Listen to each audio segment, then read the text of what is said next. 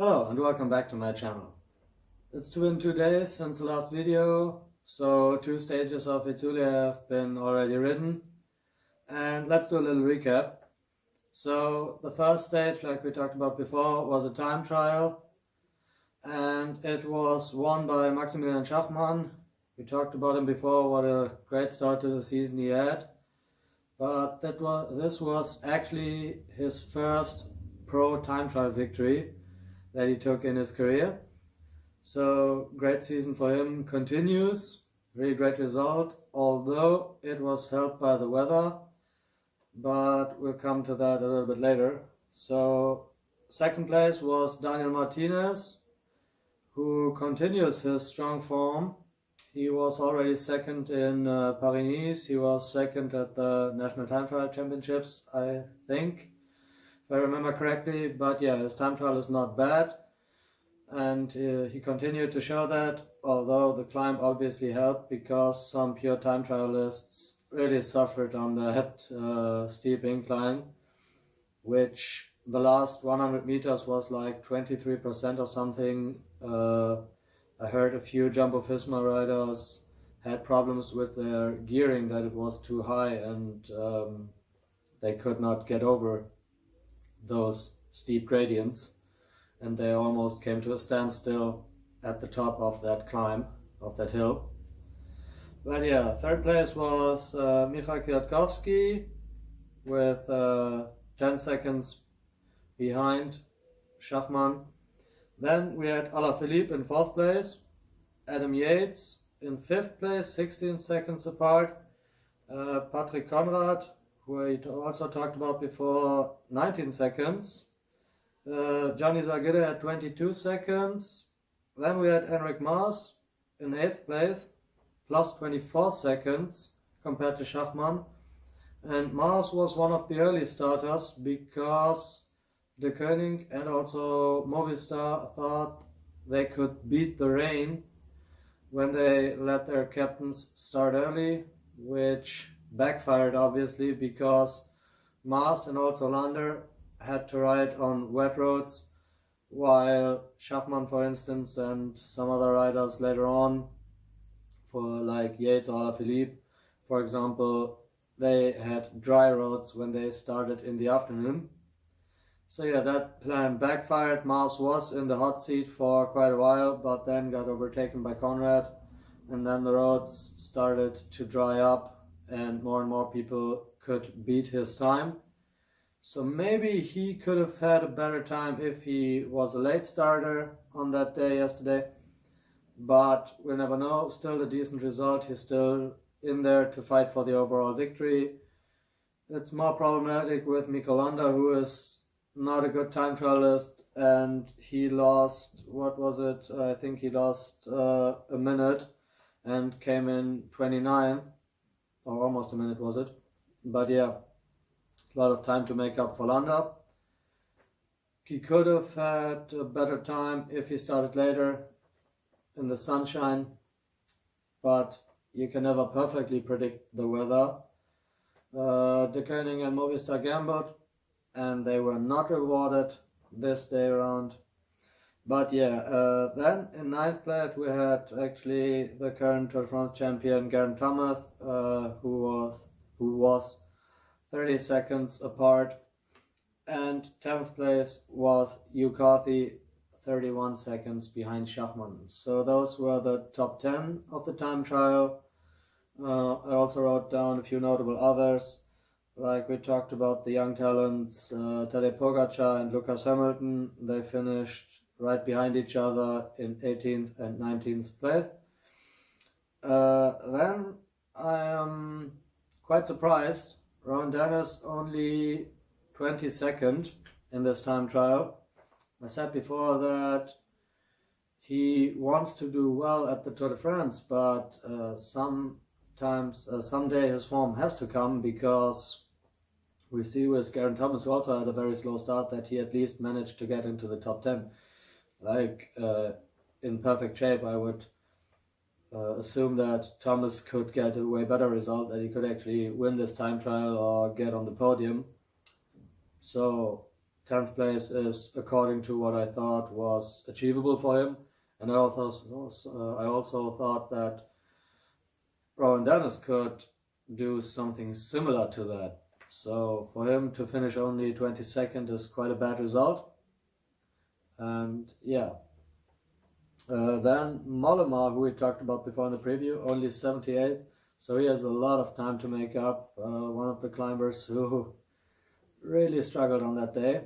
And lastly, I want to mention that Astana, team of the moment, they had 5 of their 7 riders in the top 24 on this time trial. So like I said before, they could win it with everybody. Like Luis Leon Sanchez, for example, he could have done way better, but I think he just rode slowly to save energy for the coming days. So he may not be the captain.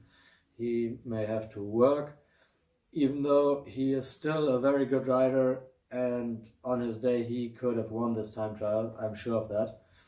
But yeah, 5 guys of them in the top 24, which underlines their ambitions for this race. And now they have 5 riders who are in good position in the general classification, can attack on the upcoming stages, and other teams have to chase them down because they have still 5 riders in dangerous position. So yeah, that brings me to the second stage today, which finished about 10 minutes ago or so. And it was a little bit of a Strada Bianca stage. We had a few sectors of dirt roads, of gravel roads, even though the first sector only 200 meters, but yeah, that was cancelled. So with 50 kilometers to go in the stage, we started on these gravel roads. And from there on out, it was basically Astana team time trial. They were really bossing it on those gravel sections, like about 60 kilometers an hour for I don't know how many kilometers. They pushed that speed. They caught the breakaway, which included Gorka Bravo, Julian Amezqueta, Julian Bernard, and Darwin Atapuma. And they were caught pretty quickly because the teams wanted to get the bonus seconds at the intermediate sprints that we have since last year at Itzulia. Before that, if I remember correctly, we never had bonus seconds at Itzulia, but now for 2 years straight they are in the race. We have 3, 2 and 1 seconds at intermediate sprints and 10, 6 and 4 at the finish line. So that makes the race even harder to predict, because some riders who usually wouldn't have a chance now not only have the time trial but can also gain time on those sprints.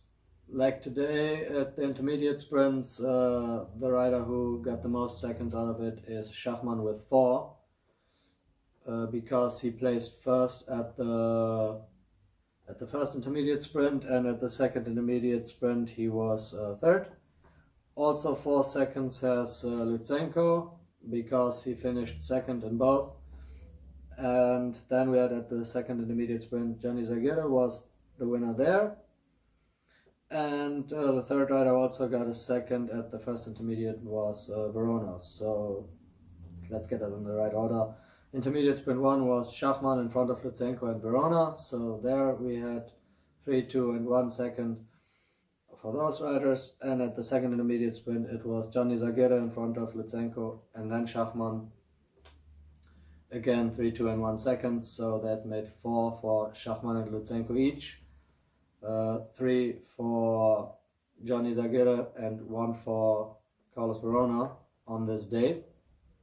You thought that maybe Alaphilippe or Kwiatkowski could outsprint them, but they opted to wait for the final because they wanted to do well on that uphill finish, which proved to be right, because in the end it was a uphill finish to the line of a reduced group that was won by, well, General Alaphilippe once again in front of Lambrecht, Björk Lambrecht, who tried to go long. For a while it looked like he could actually win the stage, but wasn't meant to be. Alaphilippe was just stronger. Already his 8th victory of the season, the 21st for De Koning, who draw level with Astana with that result. And 3rd place was before mentioned Michał Kwiatkowski. And lastly, I want to talk about a rider who lost a lot of time today. We had a stage with gravel, with dirt sectors. Some riders had punctures, not many, but some had. Alaphilippe, for instance, had a puncture, but he got a spare wheel instantly, while another favorite wasn't as lucky. That was Adam Yates. Adam Yates punctured with about 15 kilometers to go and had to wait for his team car, had to wait for his teammates. So when he started back riding, they had already lost 40 seconds at the finish line because Astana kept pushing straight with 5-6 guys all the time. In the end, he lost over a minute. I don't know the exact time, but it was around a minute that Adam Yates lost. So his overall ambitions, he had a really good time trial, but now because of that puncture, because of that lost minute, that will make the race that much more interesting for us as viewers. Obviously, this is a bad day for Yates and a bad day for fans of his, but for overall cycling, for the race as a whole, this can only be good because Yates is not afraid to go long, go on the attack, and now he has to. Before, his deficit was only a few seconds, and I think he could have taken them from Schachmann on Arata alone, even though Schachmann today took a few bonus seconds on his way. But yeah, Yates now has to ride aggressively if he wants to finish well in the general classification in this race. And if a strong rider like Yates puts the other leaders under pressure, some will crack, and that makes the race that more open. I can't wait for the next few stages. Until then, I'm out.